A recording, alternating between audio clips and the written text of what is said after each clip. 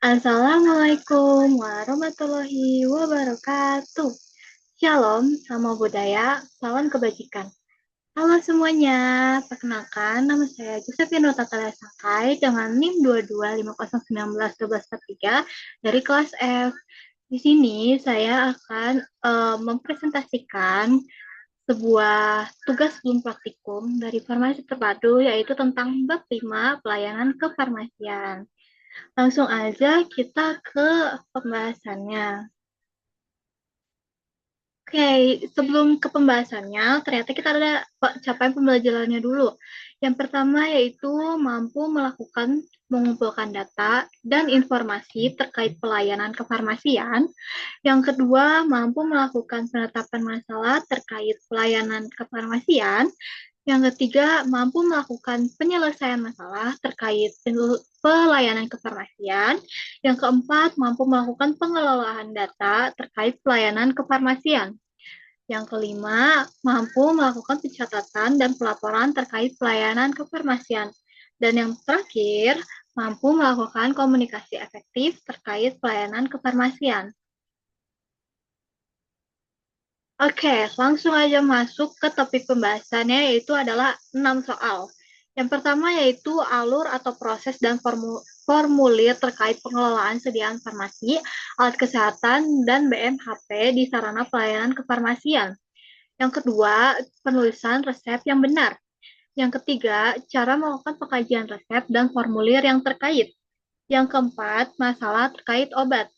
Yang kelima, swamedikasi dan tata laksananya. Yang keenam, tata laksana penyakit degeneratif, parameter klinik terkait, efek samping yang perlu diperhatikan, dan cara mengisi formulir yang terkait. Langsung aja masuk ke soal nomor 1, yaitu alur atau proses dan formulir terkait pengelolaan sediaan farmasi, Alkes, dan BFHP di sarana pelayanan kefarmasian. Sebelum masuk ke apa aja dari pengelolanya, kita masuk ke pengertian pengelolaan sediaan farmasi, Alkes, dan BMHP. Nah, eh, pengelolaan sediaan farmasi, Alkes, dan BMHP ini adalah serangkaian kegiatan untuk memastikan ketersediaan, mutu, dan efisiensi penggunaan sediaan farmasi, alat kesehatan atau Alkes, dan bahan medis habis pakai BMHP di sarana pelayanan, yaitu di puskesmas, rumah sakit, serta di apotik. Ini ada alur proses pengelolaan di apotik. Yang pertama yaitu ada perencanaan. Perencanaan untuk menentukan jenis dan jumlah kebutuhan berdasarkan data pemakaian atau metode konsumsi atau epidemiologi penyakit atau metode morbiditas. Yang kedua ada pengadaan. Proses pembelian dari PBF, pedagang besar farmasi yang secara resmi bisa melalui e-processing, rumah sakit atau pemerintah, atau surat pesanan atau SP. Ada yang ketiga, penerimaan. Pengecekan kesesuaian barang yang datang dengan faktur dan surat pesanan. Ada dari nama, jumlah, batch, serta tanggal kadaluarsa. Yang keempat ada penyimpanan. Disimpan berdasarkan standar, yaitu alfabetis atau bentuk sediaan. Yang kedua, sistem FEFO, First Expired, First Out, dan FIFO, First In, First Out. Yang ketiga, memperhatikan kondisi khusus seperti suhu, cahaya, obat tergolong narkotika, atau psikotropika. Yang kelima ada pemusnahan. Untuk barang yang rusak atau kadaluarsa, dibuat berita acara pemusnahannya. Yang keenam, pengendalian menggunakan kartu stok untuk mengontrol barang masuk dan keluar. Yang ketujuh, yang terakhir, pencatatan dan pelaporan. Dokumentasi semua kegiatan, contohnya LPLPO, laporan pemakaian dan lembar permintaan obat yang tersedia di apotik. Sekarang kita masuk ke alur proses pengelolaan di puskesmas. Yang pertama ada perencanaan. Perencanaan menggunakan data pemakaian tahun sebelumnya, metode konsumsi, dan data penyakit terbanyak, metode morbiditas. Dilakukan secara berjenjang melalui ERKO, Rencana Kebutuhan Obat Elektronik, untuk diajukan ke gudang farmasi, kabupaten, atau kota, GFK. Yang kedua, permintaan. Sumber utama yaitu dropping atau permintaan rutin dari gudang farmasi kabupaten atau kota. Yang kedua, formulir. Formulir menggunakan LPLO, laporan pemakaian dan lembar permintaan obat. LPLO-PO juga berfungsi sebagai laporan pemakaian dari periode sebelumnya. Untuk kebutuhan mendesak atau di luar stok GFK, misalnya obat program JKN, bisa melakukan pembelian langsung ke PBF, pedagang besar farmasi, menggunakan data kapasitas JKN. Yang ketiga ada penerimaan. Petugas farmasi menerima obat dari GFK atau PBF. Pengecekan kesesuaian obat dengan LPLPO atau surat pesanan. Yang keempat yaitu penyimpanan. Disimpan di gudang obat puskesmas. Prinsipnya itu FEFO, FIFO, dan alfabetis. Pemisahan obat golongan narkotika atau psikotropika disimpan di lemari khusus dan program obat TBC, malaria, serta yang lainnya. Yang kelima, pendistribusian. Ke subunit distribusi ke poli, yang poli umum, poli gigi, atau KIA, pustu, puskesmas pembantu, serta poskesdas. Atau ke pasien, pelayanan resep rawat jalan dari poli. Yang keenam ada pengendalian, menggunakan kartu stok untuk mengontrol barang masuk dan keluar. Yang ketujuh ada pencatatan dan pelaporan. Kartu stok wajib diisi setiap ada mutasi barang. Setiap barang datang, setiap semuanya harus dicatat di kartu stok. Ada juga LPLPO, laporan utama yang dikirim ke GFK atau Dinas Kesehatan setiap bulannya. Yang kedelapan ada pemantauan dan evaluasi. Yang terakhir ini, pengawasan yang dilakukan secara terus-menerus atau rutin, harian, minggu, bisa harian, bisa mingguan, atau bulanan terhadap proses pengelolaan obat untuk memastikan kesesuaian dengan standar SOP. Yang kedua itu penilaian yang dilakukan secara periodik, misalnya per triwulan, per semester, atau per tahunan untuk menilai hasil atau output dari keseluruhan sistem pengelolaan obat. Tujuannya untuk perbaikan perencanaan di masa depan. Masuk ke alur proses pengelolaan di rumah sakit. Yang pertama itu adalah pemilihan. Kegiatan untuk menetapkan jenis sediaan farmasi, alat kesehatan, dan bahan medis habis pakai sesuai dengan kebutuhannya. Yang kedua ada perencanaan kebutuhan. Dilakukan oleh tim farmasi dan terapi atau TFT atau KFT bersama instalasi farmasi. Berdasarkan data konsumsi epidemiologi dan usulan dari SMF, staf medis fungsional atau sekelompok dokter. Mengacu pada formularium rumah sakit, daftar obat yang disetujui untuk digunakan di rumah sakit tersebut. Yang ketiga, ada pengadaan. Dilakukan oleh unit pengadaan RS atau instalasi farmasi. Jika RS pemerintah, seringkali melalui e-katalog atau e-purchasing. Jika swasta atau pengadaan non-e-katalog melalui tender atau pembelian langsung ke PBF. Untuk formulirnya ada surat pemesanan, SP narkotika, serta SP psikotropika. Yang keempat ada penerimaan. Dilakukan oleh panitia atau petugas farmasi di instalasi farmasi, pengecekan kesesuaian barang dengan faktur dan surat pemesanan. Yang kelima ada penyimpanan. Disimpan di gudang pusat farmasi atau instalasi farmasi. Penyimpanan khusus untuk obat high alert atau lasa, elektrolit pekat, B3, suhu dingin, vaksin atau insulin, narkotika, dan psikotropika. Yang keenam ada pendistribusian. Rawat inap menggunakan sistem unit dose dispensing atau UDD atau dosis sehari atau floor stock, stok ruangan, atau resep individual. Untuk rawat jalan melalui depo farmasi atau apotek rawat jalan. Distribusi ke OK atau ke kamar operasi ICU UGD memiliki alur khusus, yaitu stok darurat atau floor stock. Yang ketujuh, pemusnahan dan penarikan. Sediaan farmasi, alat kesehatan, dan bahan medis habis pakai yang tidak dapat digunakan harus dilaksanakan dengan cara yang sesuai dengan ketentuan peraturan perundang-undangan yang berlaku. Yang kedelapan, pengendalian. dilakukan terhadap jenis dan jumlah persediaan dan penggunaan sediaan farmasi, alat kesehatan, dan bahan medis habis pakai. Yang terakhir, ada administrasi. Harus dilakukan secara tertib dan berkesinambungan untuk memudahkan penelusuran kegiatan yang sudah berlaku. Administrasi meliputi pencatatan dan pelaporan, administrasi keuangan, serta administrasi penghapusan. Kita masuk ke alur proses pengelolaan di klinik rawat inap. Yang pertama ada pemilihan. Petugas farmasi menerima obat dari GFK atau PBF. Pengecekan kesesuaian obat dengan LPLPO atau surat pesanan SP. Yang kedua, perencanaan. Dilakukan langsung oleh apoteker tanggung jawab atau APA berdasarkan data pemakaian sebelumnya menggunakan metode konsumsi. Skalanya lebih sederhana dibanding rumah sakit, mengacu pada daftar obat yang biasa diresepkan oleh dokter klinik. Yang ketiga, ada pengadaan. Pembelian langsung ke PBF atau pedagang besar farmasi yang legal.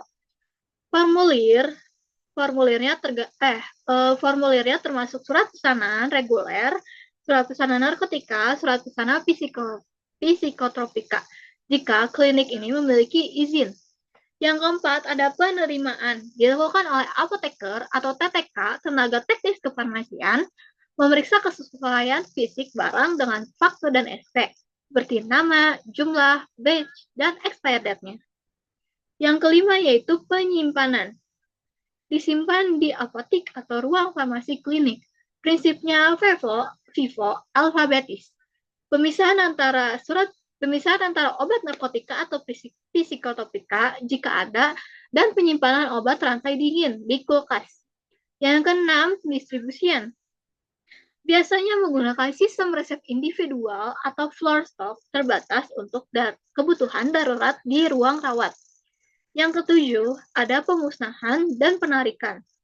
Sediaan farmasi, alat kesehatan, dan bahan medis habis pakai yang tidak dapat digunakan harus dilaksanakan dengan cara yang sesuai dengan ketentuan peraturan perundang-undangan yang berlaku. Yang kedelapan, ada pengendalian. Dilakukan terhadap jenis dan jumlah persediaan penggunaan, sediaan, farmasi, alat kesehatan, dan bahan medis habis pakai. Yang kesembilan, ada administrasi. Dilakukan secara tertib dan berkesinambungan untuk memudahkan penelusuran kegiatan yang sudah berlalu. Administrasi meliputi pencatatan dan pelaporan, administrasi keuangan, dan administrasi penghapusan.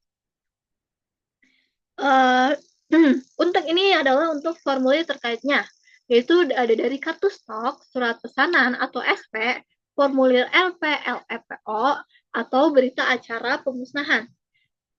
Nah, itu adalah alur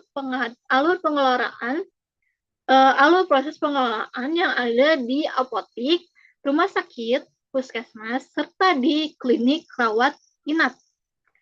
Baik, sekarang mari masuk ke soal nomor 2, yaitu cara penulisan resep yang benar. Untuk definisi resep sendiri, yaitu adalah permintaan tertulis dari dokter gigi, atau dokter hewan kepada apoteker apa untuk menyediakan dan menyerahkan obat bagi pasien. Kayak apa aja sih yang terkandung di dalam resep itu sebenarnya? Yang pertama ada inskriptio atau identitas dari dokternya, meliputi nama, alamat, dan nomor izin praktik si dokternya, serta tempat dan tanggal penulisan resep. Yang kedua ada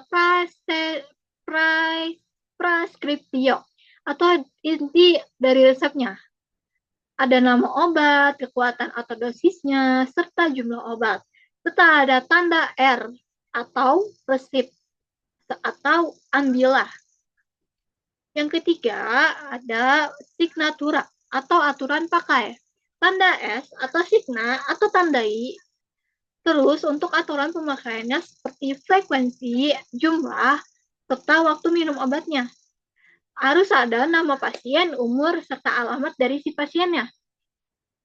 Terus ada yang keempat, atau yang terakhir ada subskripto atau tanda tangannya. Paraf atau tanda tangan dokter penulis resep sebagai tanda keabsahan atau autentikasi. Jika tidak ada paraf atau tanda tangan dokter, maka resep tersebut dinyatakan tidak sah.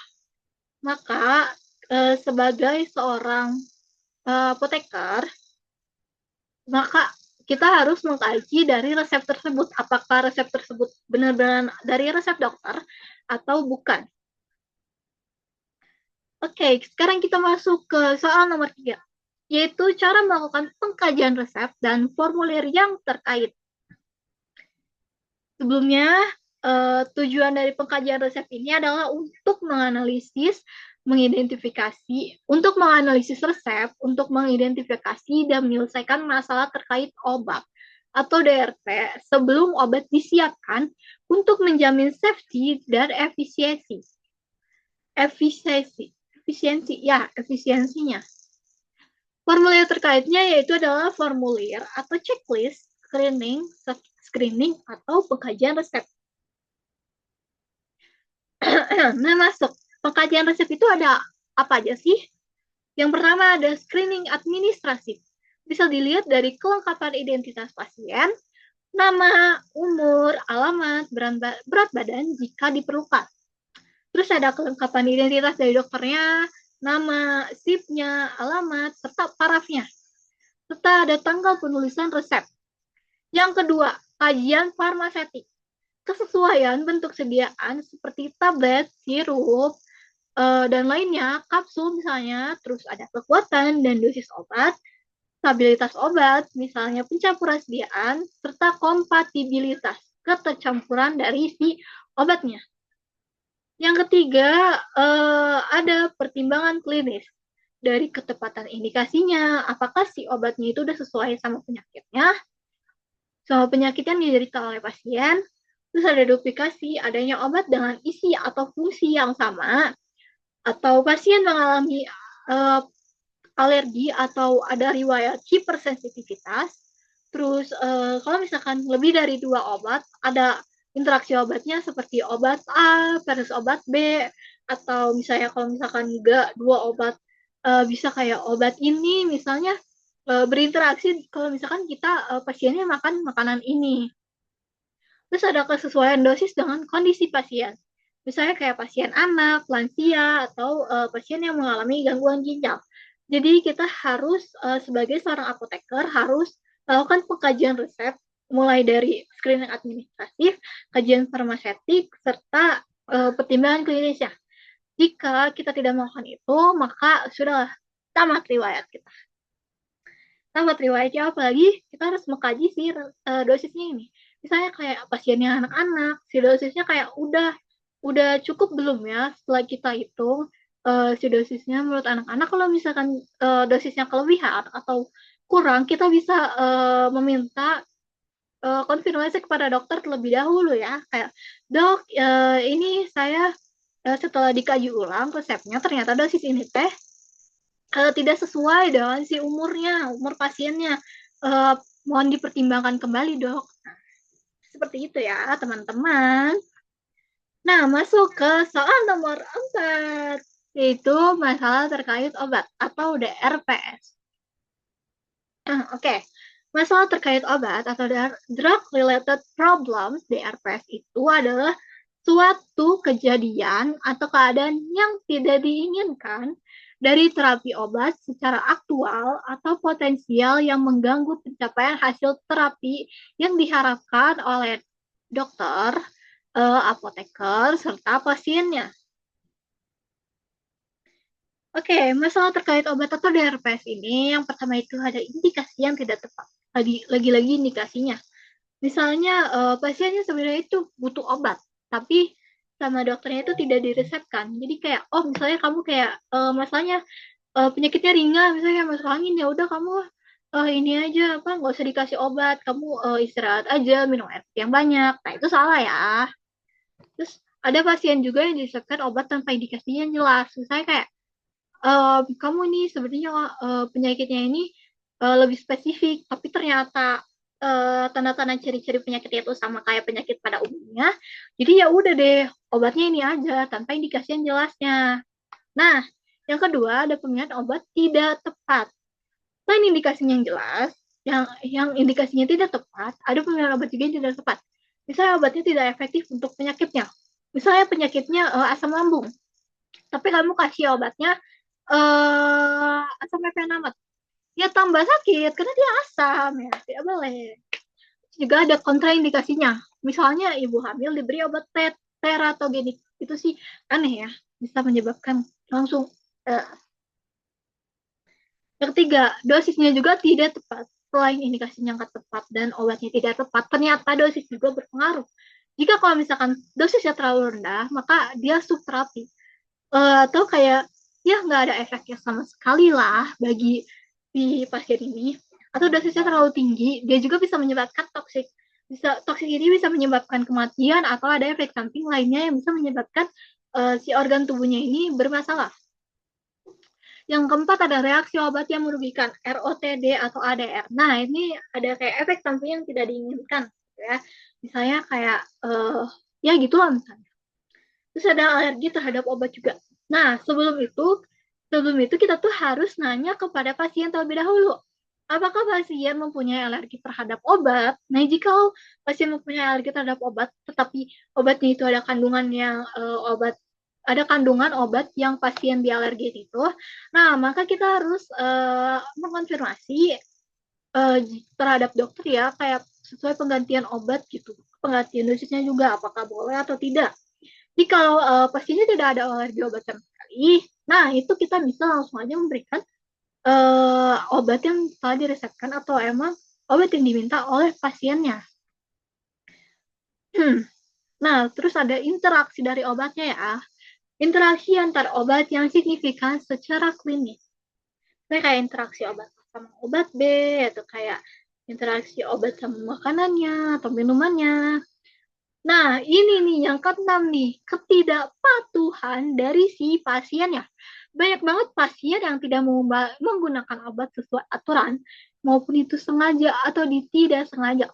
Makanya sebagai seorang apoteker, kita harus mengedukasi pasien agar meminum obat sesuai dengan waktunya dan tidak boleh disengajain. Misalnya, seharusnya antibiotik gitu ya. Ini contoh di masyarakat yang emang uh, berkeliaran gitu ya. Misalnya nih, kita sakit. Misalnya cuman sakit dari flu atau batuk. Nah, pasien ini minumnya antibiotik. Nah, salah ya teman-teman. Karena kan flu atau batuk ini tuh terdiri dari virus ya. Sementara antibiotik itu untuk membunuh bakteri. Nah, itu tidak tepat. Resikonya bisa resistensi antibiotik yang bisa merugikan dari si tubuh kita, tubuh pasien.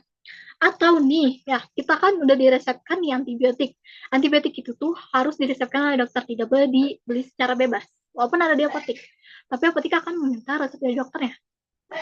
Nah, jikalau kita minum antibiotik tidak sesuai resepnya, misalnya kita kan harus minum sesuai sampai habis nih ya, 3 kali sehari harus sampai habis.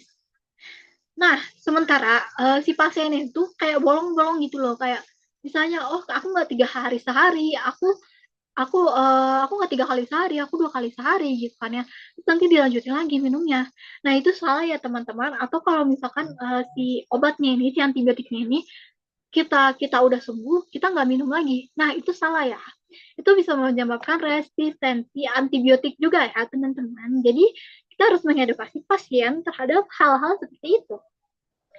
Baik, sekarang kita masuk ke soal nomor yang kelima, yaitu adalah swamedikasi dan tata laksana. Nah, edukasinya ini di swamedikasi, tata laksananya di KIE-nya juga. Definisi dari swamedikasi, pengobatan sendiri. Ini pengobatan sendirinya itu yang tanpa resep ya, teman-teman. Upaya seseorang dalam memilih dan menggunakan obat bebas terbatas, serta DOA, daftar obat wajib apoteker secara mandiri untuk mengatasi gejala atau penyakit ringan yang dikenali. Jadi biasanya kalau pasien yang selalu datang ke apotek aja, yang nggak ada resep dokter. Yang pertama ada asemen atau penilaian, menanyakan keluhan dari pasiennya secara aktif. Ya, terus kayak metode yang umum digunakan ya WWHAM. Siapa yang sakit? Kita nanya siapa yang sakitnya, nari namanya, terus usianya, kondisi khususnya apa, ada gejala ada riwayat penyakit apa, ada riwayat alergi obat apa, terus faktor lingkungannya kayak gimana. Terus ada what, apa gejalanya, apa yang dialami dari si pasiennya. Apa penyakit dari pasiennya?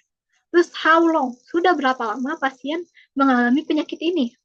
Terus ada action, tindakan apa yang sudah dilakukan? Misalnya kayak, oh, terapi apa yang dilakukan dari pasien untuk kayak supaya dia bisa sembuh. Terus ada medication, obat lain apa yang sedang diminum oleh pasien. Nah, setelah kita menanyakan dari penilaian secara itu, kita melakukan pengambilan keputusan, menentukan apakah kondisi pasien ini bisa ditangani dengan suatu medikasi. Jika gejala berat atau tanda bahaya, pasien harus dirujuk ke dokter. Jadi kita harus men-screening terlebih dahulu ya. Sakit dari pasien ini emang udah bisa masih kita bisa tanganin di apotek, kita kasih obat, atau kita harus kayak pasien ini harus dirujuk ke dokter. Yang ketiga ada dari rekomendasi terapi. Memilihkan obat yang tepat, baik itu obat bebas atau obat bebas terbatas, atau dawa, daftar obat wajib apoteker yang sesuai. Untuk dawa ini kita harus melihat ya, si pasien harus lihat dari si daftar-daftar doa yang ada di UU Undang-Undang. Ada yang keempat, edukasi dan KIE, komunikasi, informasi, dan edukasi. Setelah kita pemberian obat, nah maka kita harus menjelaskan secara rinci kayak, oh ini nama obatnya ini, pasiennya mengalami penyakit ini, terus cara pakainya, dosisnya, efek sampingnya, dan kapan harus berhenti atau kembali ke dokter. Nah, biasanya jika 3 hari pasien tidak sembuh, maka pasien harus periksa ke dokter. Oke, kita masuk ke soal nomor 6, soal yang terakhir. Yeay. Oke, soal nomor 6 itu adalah tata laksana penyakit degeneratif, parameter klinik terkait, efek samping yang perlu diperhatikan, dan cara mengisi formulir yang tepat. Oke, langsung kita ke definisinya. Penyakit kronis yang timbul akibat kemunduran fungsi sel atau jaringan tubuh. Terapi bersifat jangka panjang untuk mengontrol gejala dan mencegah komplikasi. Contohnya hipertensi, diabetes mellitus, osteoartritis, hiperlipidemia. Tata laksana atau fokus farmasinya adalah pemantauan terapi obat PTO untuk memastikan terapi berjalan efektif, aman, serta pasiennya juga patuh. Ya. Langsung aja yang pertama, parameter kritis dari data objektif untuk memantau keberhasilan terapi. Hipertensi, target tekanan darah, misalnya kurang dari 140/90 mmHg. Terus diabetesnya juga, target gula darah puasanya dan HbA1c-nya itu misalnya kurang dari 7%. Oke, terus ada hiperlipidemia, target kolesterol LDL. Yang kedua, efek samping yang perlu diperhatikan. Ada ACE inhibitor, captopril, lisinopril, itu untuk batuk kering. Ada metformin juga untuk obat diabetes mellitus, gangguan GI, mual, diare, serta rasa logam. Statin, simvastatin, nyeri otot, miopati. Nah, dari sini. Yang ketiga ada formulir terkait. Formulir pemantauan terapi obat atau PTO, Medication Therapy Monitoring, digunakan untuk mencatat data pasien, riwayat obat, parameter klinis, serta DRPS yang teridentifikasi dan rencana tindak lanjut dari si apotekernya. Yay, ternyata sudah selesai pembahasan kita tentang semuanya, yaitu ada apa ya tadi kita? Ada alur dan proses dan formulir terkait pengadaan farmasi, alat kesehatan, dan BMKP di serata pelayanan kefarmasian. Ada penulisan resep yang benar, ada cara melakukan pengkajian resep dan formulir yang terkait, ada masalah terkait obat, ada swab medikasi dan tata laksananya, serta tata laksana penyakit degeneratif, parameter klinik terkait, efek samping yang perlu diperhatikan, dan cara mengisi formulir yang tepat. Nah, mudah-mudahan dari semua apa yang saya jelaskan tadi bisa bermanfaat bagi semuanya ya. Mohon maaf jika ada salah kata atau ada salah penyampaian informasi mohon dimaafkan karena saya juga masih belajar ya. Terima kasih semuanya. Bye-bye.